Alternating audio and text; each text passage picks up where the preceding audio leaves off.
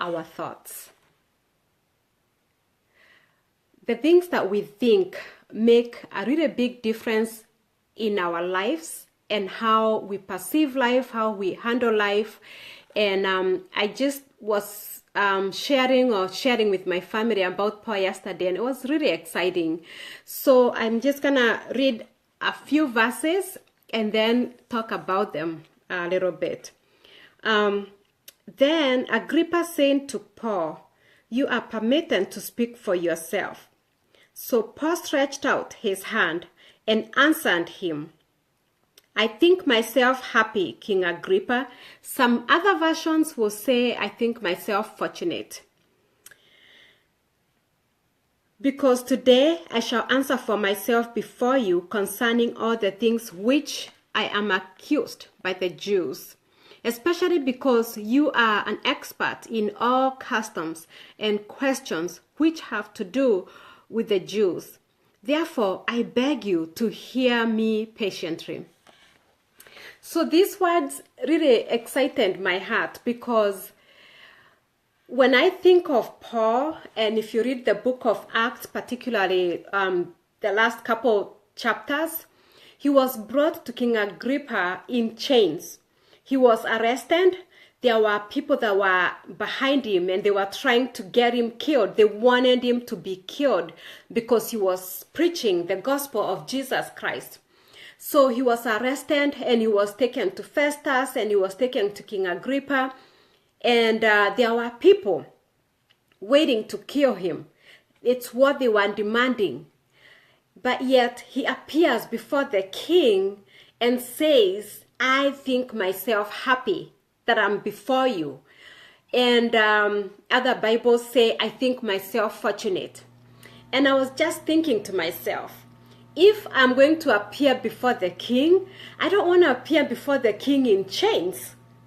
I would like to appear before him in a suit, in a tie, and, just in different circumstances. But here was a man that appears before the king and says that, "I think myself happy because I have come before you." It's very fascinating. But as I read about Paul and as I think about his life, he was a man that knew what his purpose was. And for him, he states in many other scriptures that no matter where he is, the important thing to Paul was that the gospel of Jesus Christ was being preached. So he was not worried that he was in pain, in chains.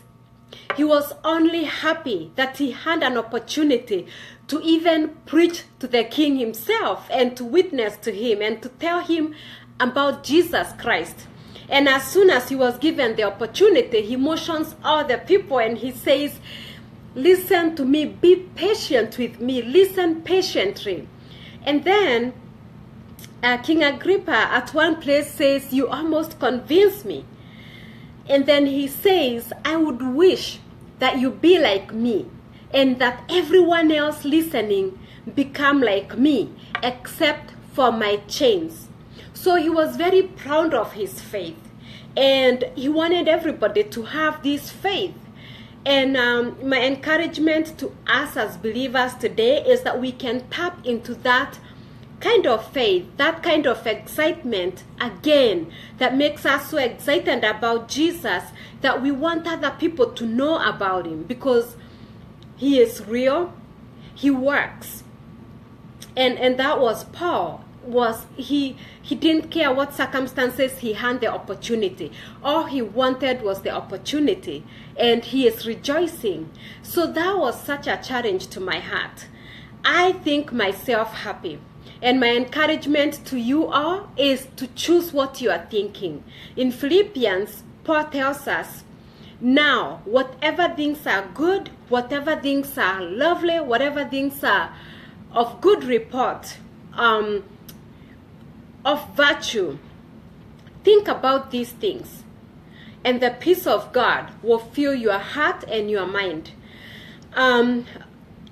Personally, I have had circumstances in my life where I have had to practice these words. Those who know my son Nate, he's endured about 22 brain surgeries, and they were not just minor surgeries. They were big surgeries that took many hours, and with his condition, it was the unknown each time.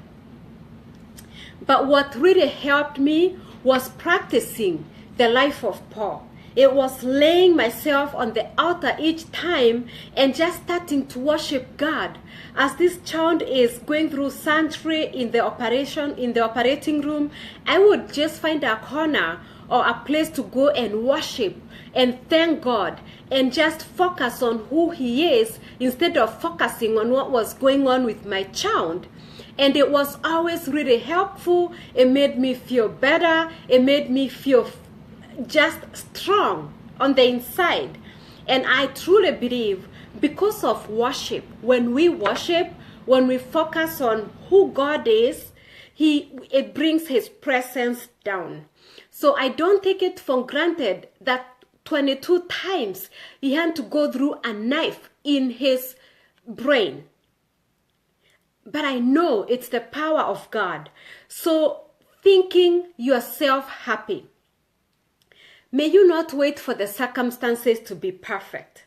As a matter of fact, start to see the circumstances that you want in your life and start to think about them and start to see it happening for you. It will change your life. So I just wanted to log on and say, choose your thoughts.